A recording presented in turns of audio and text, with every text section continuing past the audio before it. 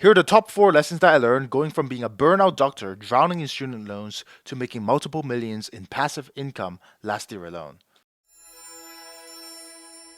Welcome back. I'm Dr. Zoda. I own an education company where we help doctors build passive income with online courses. In today's video, I want to share with you the 4 major lessons that I learned transitioning from being a burnout doctor to becoming more of an entrepreneur and more of an educator in the online world. And so, lesson number 1 is that it's actually not too different. It's actually quite easy. And the reason why I say that, especially for doctors and health professionals that are watching this, is that as doctors, our patients are already paying us for our expertise. And as doctors, at the end of the day, what we're really doing is that a patient comes to us with a problem, we offer a solution, and we help them. That's it. And to be honest, that's the same as business. Business is just about solving problems. I wish they had taught this in an MBA program on day one. Business is just about solving problems. The bigger the problem, the more you get compensated. And the bigger the population of the problem that you can solve, the more you get compensated as well, right? So just think about it like an area under the curve. The bigger the problem, if you're solving a big problem for a small group of people, you get really well compensated. If you're solving a small problem for a big group of people, then you also get really well compensated. But if you solve a big problem for a big group of people, then you get more and more and more compensated. It's just like the area under the curve. And so, as doctors, we're already doing this, to be quite honest. We're solving a really specific painful problem for our patients, whether that's knee pain, whether that's back pain. I'm just going to use those as an example. As doctors, we're already solving these types of problems for our patients, controlling blood pressure, weight loss, high thyroid symptoms, dry eyes. And because of that, after working with over 400 doctors inside our digital doctor program, we have doctors that are helping doctors, doctors helping patients, doctors helping med students. For example, I listed a lot of examples of doctors helping patients with breathe better, alleviate their dry eyes, alleviate their back pain and chronic pain, control their blood pressure. But we also have doctors that are helping doctors make better investments, start cash flow practices, and improve their surgical skills. And of course, we also have doctors helping medical students get into their dream specialty. We have doctors helping pre-med students get into their dream school, and so on and so forth. So the list goes on and on and on and on. At the end of the day, business is just about solving problems. And that's why it was quite relatively easy for me to transition from being a doctor, where my goal was to serve people by solving their problem, to becoming an entrepreneur, where my goal is to serve people by solving their problems. It really is the same thing. Now, the second thing that I learned transitioning from being a doctor to an entrepreneur is the analytical side. To be honest, when I entered medical school, I was relatively young and I didn't really know what I wanted to do with my life. I was always really intellectually stimulated by the concept of solving problems with my own, with my own knowledge and my own skill set. And growing up, I read a lot of detective books, specifically Sherlock Holmes by Arthur Conan Doyle. And of course, one of the things that I considered entering was becoming a detective. When that didn't pan out, then I thought about becoming a forensic psychiatrist, or a forensic you know, uh, one of those forensic psychologists, right? But obviously, that wasn't really well compensated, and I don't really like the hours. And so ultimately, I decided to become a doctor, because at the end of the day, being a doctor is pretty much identical to becoming a detective, right? In fact, I think the author Arthur Conan Doyle, based off the Sherlock Holmes series, off of a doctor colleague slash family friend that he had at the time. The reason why it's very similar is because as doctors, we're essentially picking up clues, right? Symptoms, and then we're investigating crime scene, our patient's body, and then we're forming a diagnosis, i.e., finding the culprit, the root cause of the disease. And in doing so, it's pretty much identical to becoming a detective. And I know a lot of my colleagues also shared that same passion and that same intellectual curiosity, that analytical side of things, when they entered the medical field. And of course, looking back at that, obviously that sounds a bit more rosy eyes. Obviously, after just my first few years in medical practice, I realized that the medical system is completely broken, leaving doctors overworked, burnout, underpaid, and it's obviously not as fun as I used to think back when I started medical school. But I still really wanted to help people solve problems, and I wanted to do it in an analytical way, in a way that I can form a diagnosis and then identify what the problem actually is and then actually solve it. And again, in entrepreneurship, it's very similar. It requires a very analytical mind in order to succeed. Entrepreneurship, at the end of the day, is just about solving problems, not only your clients' problems, but the own problems in your own business. So, for example, let's say a website stopped working. Then you just have to find the root cause, diagnose it, break it down back into first principles, and then build it back up. That's really all it is. And it requires a very logical, rational mind, and it requires a very analytical mind in order to get to the base of every single problem. And one of the biggest mistakes that I see a lot of people make, even in the business world, is that they think everything is a problem when there are more dichotomies to be managed. I actually learned this from a fellow, a mentor that I've been following, Alex Hormozy, and I think subconsciously I already knew this in the medical field because a lot of people would come to you with problems, but you do not intervene, right? If somebody comes to you with knee pain, you don't just crack open their knee and then just fix it on the spot, right? No, of course not. You form a diagnosis, you do some radiological scans, and a lot of the times, the management plan is just to watch and wait, to just keep observe. And it's the same in business. A lot of times in business, especially if you're just using the fully automated system that we provide our clients, especially if you're in the right vehicle, then there's not really a lot of fires to put out, and it's a completely 100% automated system that you plug yourself into. And the reason I say that is because even with our online course business that's been pacing over $3 million last year, I was really only working less than 2 hours each day on the business, probably even less than an hour. Now, the reason I'm able to say that is because I have a fantastic team. I automate everything inside my system, and I give all of my clients my entire business so that they can just copy and paste it for their own. They can basically download my multi-million dollar business and just use it for themselves to pound out cash flow for themselves. And to be quite honest, every single morning I do something almost like a morning rounds with my team, where I just make sure everything is okay, no fires to put out, and as long as there's no fires to put out, I don't really intervene. I just keep observe. I literally write down, keep observe, watch and wait. There's really nothing to do. It's just a income source, an engine that spits out cash flow without me doing anything, as long as everything is running smoothly. And I think this is a key lesson because a lot of people they think things are problems when they really are just dichotomies to be managed. They overemphasize the importance of a specific problem. For example, if they get an unhappy customer or an unhappy student, then they think that, oh my God, my niche is bad. Oh my God, I'm setting the wrong course. Oh my God, my business is going to explode. But no, no, that's like saying that if you just got your driver's license and you're driving around around the city, and then somebody honks at you, then that must mean you're a terrible driver and that you should quit. You should sell your car. You should never drive again on the streets of the road. You are worthless. No, of course not. That's the story that you're telling yourself. But to be honest, this is just a dichotomy to be managed. This is just a part of scale, right? If you have 10 students, of course you're not going to have any unhappy customers. If you have 100 students, 1,000 students, then it's just a numbers game. Of course you're going to get one or two bad apples. And you can do everything in your power to make them happy. You can do everything in your power to ensure student success. But at the end of the day, some people just won't be happy. Some people just would be rotten apples.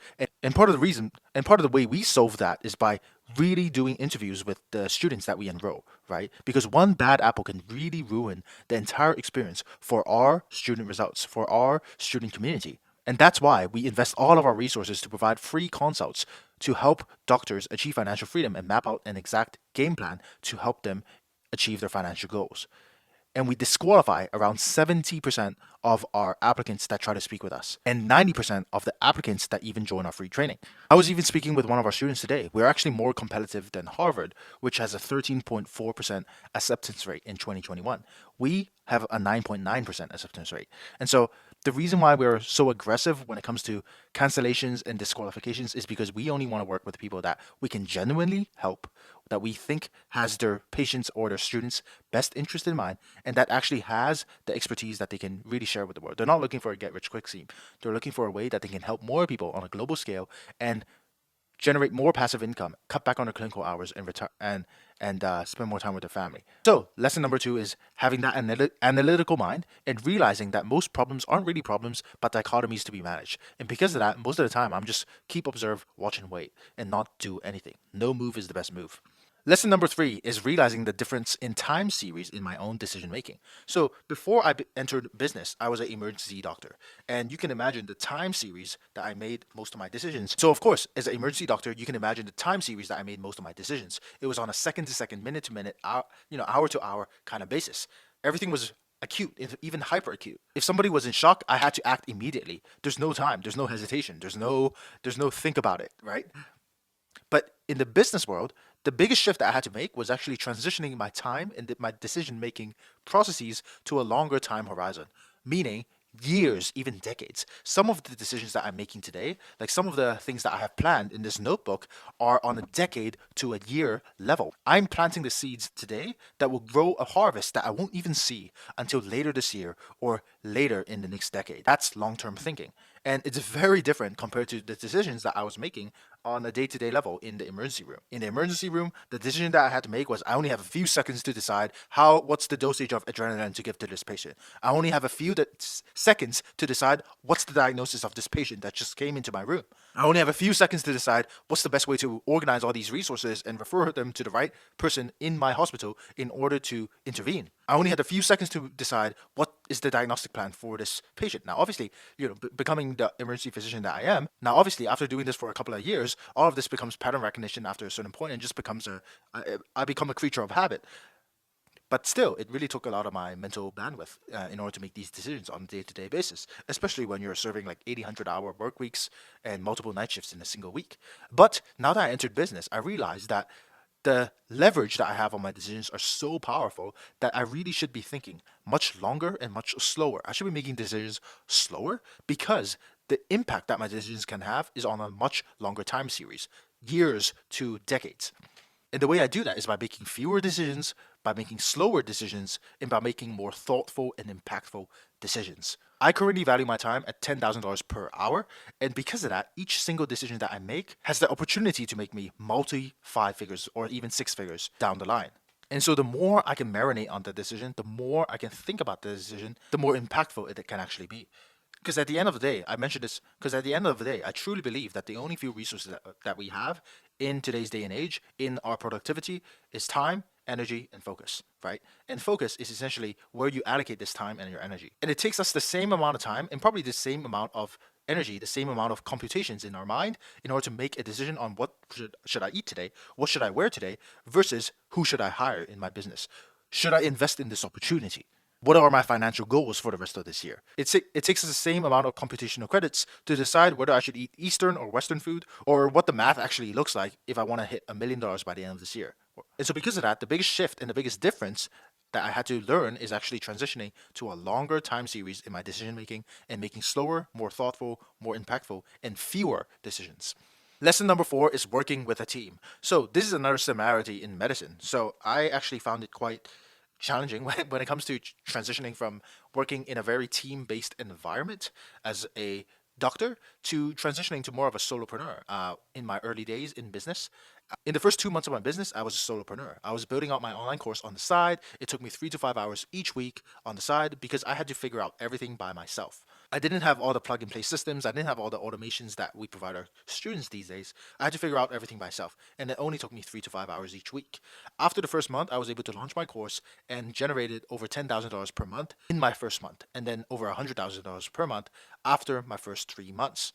Now, once I've hit the $100,000 per month mark, I realized that I can't just keep doing this by myself. I should probably assemble a team in order to provide my students the best experience that they possibly can. And so I started hiring more people. And to be quite honest, in the first 2 months, it was really, really exciting. I really enjoyed working alone. It was almost like a far cry from working with a team that I truly loved in the emergency room. But it was just a nice little break to be working by myself for quite a bit for the first 2 months. But what really excites me about this sort of business is that you can actually build it on the side by yourself. You don't need a business partner and you don't really need anyone else. You can just build this on the side, just some PowerPoint slides, a computer, and a microphone, and you're good to go. But with the journey that I'm going through right now, I'm assembling a team, I'm building out the processes in order to scale to the 8 figure mark. And that is really igniting a new spark and a new passion in me in order to grow our team and in doing so, provide our students with the best care and best attention and best student results in the industry. And so that exciting part of me is coming back now that I get to work with a team now, but in a completely different setting. I do miss working in the emergency room, and I do miss the camaraderie of working in a team-based environment. But now I'm kind of getting that fulfilled in another way with my online business now. And so those are the top 4 lessons that I learned transitioning from a burnout doctor with $0 to my name to making multiple millions as an entrepreneur in the online education space with one online course. Now, in summary, lesson 1 was doctors and entrepreneurs. At the end of the day, we just identify problems and we solve it. Lesson number 2 is doctors and entrepreneurs, we just use the analytical approach in order to get to the root of the problem, and not all problems are actually problems, but dichotomies to be managed. Lesson number three is identifying the different time series between being a doctor, especially as an emergency doctor, when my decisions are hyper acute, made on a minute to second basis versus being an entrepreneur when your decisions are much more impactful, much more leveraged, and you're making multi-million-dollar decisions over the span of decades and years.